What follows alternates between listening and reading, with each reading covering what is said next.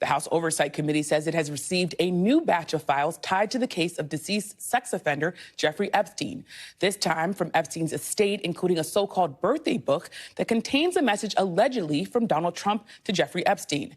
This is the photo of that birthday message released by House Oversight Committee Democrats. The letter features a seemingly imagined conversation between Trump and Epstein inside the drawing of a naked woman.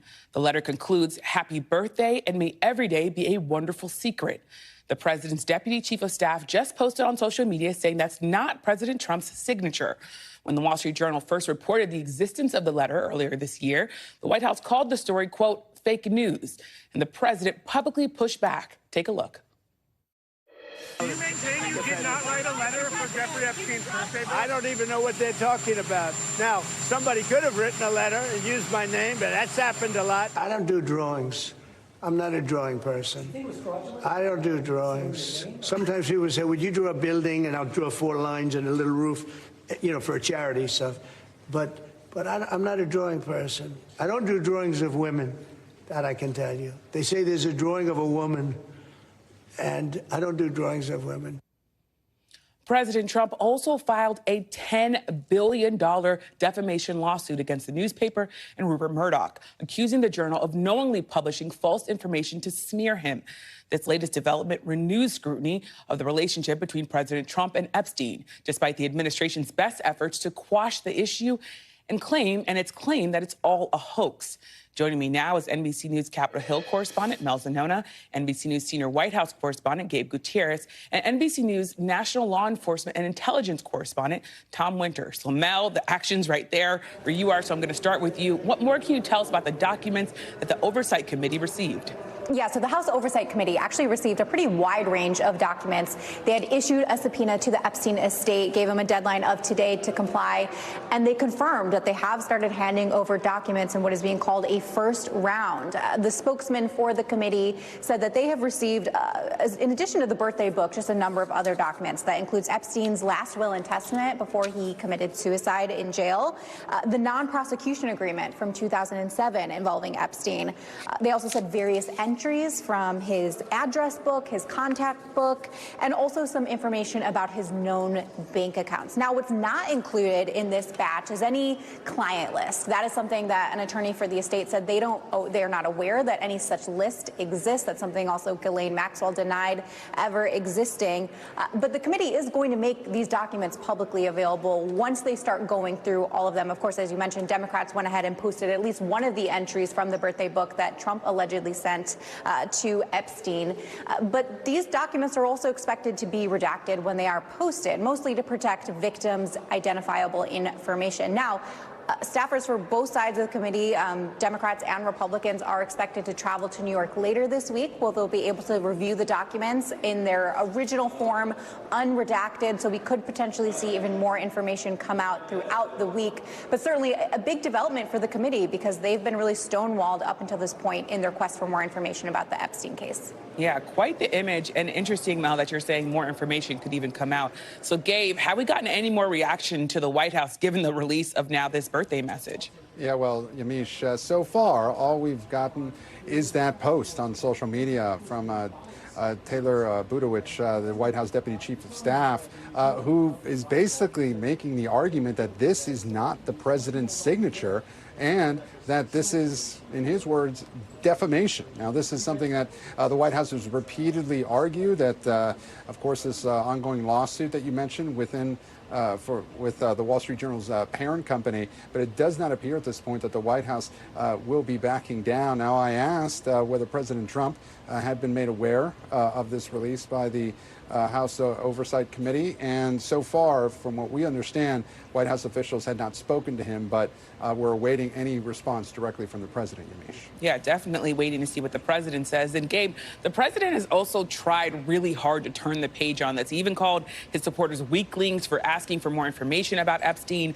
But now there's this drip, drip, drip of new revelations every single day almost when it comes to the relationship between President Trump and Jeffrey Epstein. I wonder, are there concerns that you're picking up at the White House about this drip, drip, drip and whether more information could come out? Well, Yamiche, as my colleague, you know this as well as anyone, whenever you talk to White House officials, they do seem frustrated whenever you ask about Jeffrey Epstein. They, frankly, seem annoyed that this is still in the headlines and have tried to move on several times. I mean, even right now, earlier today and over the last several days, the President and top White House officials have been talking about the crime crackdown, not just here in D.C., but potential crackdown elsewhere in the country. And also today, wanting to talk about the immigration-related crackdown in Chicago. But this is a story that has dogged now the White House for at least several weeks, if not months. And they certainly seem eager to move on from this. But the sense I'm getting, and speaking with White House officials over the last hour or so, they remain defiant. Yeah, they're definitely remaining defiant. But Tom, this case of Jeffrey Epstein has really been there and has been percolating for more than a decade. Talk to us about how we got here and also what more we might learn from these documents now that the House Oversight Committee has them.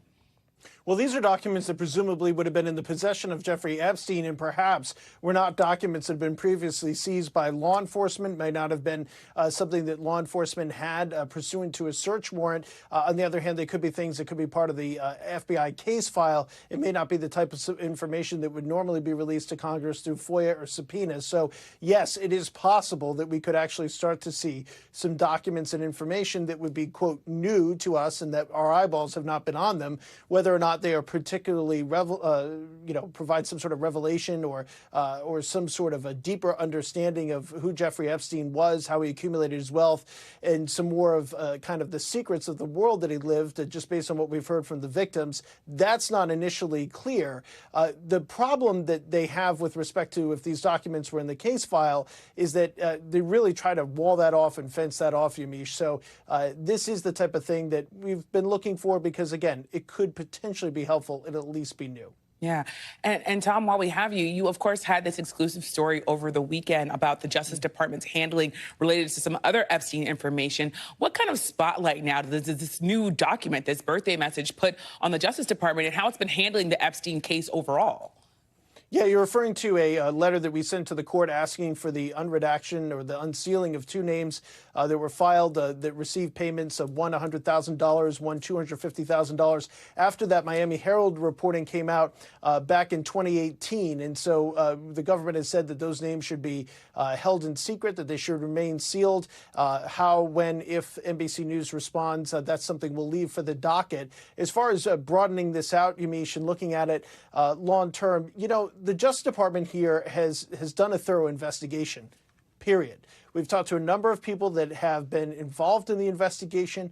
We've seen the efforts in court. We've seen the types of things that have come out as a result of their investigation. So it remains still to this day one of the biggest surprises. I don't know how we're even here. The initial Trump administration prosecuted Jeffrey Epstein. They filed the charges against Ghislaine Maxwell. And for some reason, it came up in the second Trump term, and that's the reason why we're looking at some of the images that we've been looking at here today. But the Trump administration's initial work on Jeffrey Epstein really kind of has not been criticized because nobody has said that there was any sort of an issue with the work that was done. It was thoroughly investigated, and they said that there's nobody else to look into. And that's really the bind the Justice Department finds itself in now, is they're effectively on their heels in an investigation that they've already had some success on. As far as the files to come, it's difficult for me as I'm arguing for transparency on one hand to perhaps argue against it on the other, but we do have a tradition in this country of not going after some of those that have not been indicted that could be tied up in a case. I think there's a lot more that the Justice Department wants to protect here as far as the victim's testimony is concerned, the graphic nature of that, the evidence that was collected by the FBI. That's the type of thing that they would like to hold back from Congress because you don't want that type of information to be kind of become a bit of a circus. So with respect to Epstein, who he was involved with, who he was paying, his finances, his wealth, all those types of things, I think that's the thing that people want a lot of answers on. And so splitting that hair, so to speak, will be a bit of a challenge here going forward. And we'll just have to see what Congress and the courts do with it. Yeah, and certainly, as you said, people definitely want more information. Mel, I want to turn back to you. Where do things stand right now with this bipartisan effort by these House lawmakers to essentially force the release of more Epstein files? You have this, of course, bipartisan effort by Congressman Massey and Ro Khanna. Yeah, so there's a question about whether this book and this release of the files today is going to change the momentum at all. I'm a little skeptical that it will change the calculus. We're still getting reaction from Republicans. They're just trickling into Washington. The House is returning today. So we'll see what people have to say. At this point, though, they need 2 more Republicans to sign on to that so-called discharge petition in order to succeed. And the White House is launching an all-out effort to stop any more Republicans from signing on to that effort. However, Yamiche, there is a chance that Democrats and Republicans who are backing this could still succeed even if no other Republicans sign on. And that is because there's 2 special elections coming up to fill these open Democratic seats. 2 members have passed away. That first election is coming up in Virginia. Once those seats are filled with Democrats, as we expect, and if they sign on to that discharge petition, they could hit the magic number even if they don't get any more Republicans to sign on. So this effort could succeed. It's just going to take some time. Yeah, well, we're definitely going to be watching that effort closely because the White House wants it done, but it's bipartisan, which you can't really say that often when it comes to Capitol Hill. So thank you so much, Mel, Gabe, and Tom. Thank you all for your reporting. We thank you for watching. And remember, stay updated on breaking news and top stories on the NBC News app or watch live on our YouTube channel.